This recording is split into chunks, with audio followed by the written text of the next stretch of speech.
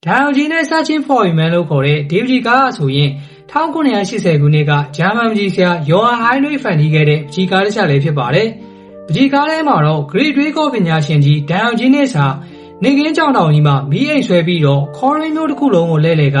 နေပေါင်းများစွာကြာအောင်ပဲလူတစ်ယောက်ကိုလိုက်လံရှာဖွေနေခဲ့ပေမဲ့လည်းဘေးတော့မှ Diogenes တယောက်ရှာဖွေလို့မတွေ့နိုင်ခဲ့တဲ့အဲ့ဒီသူကတော့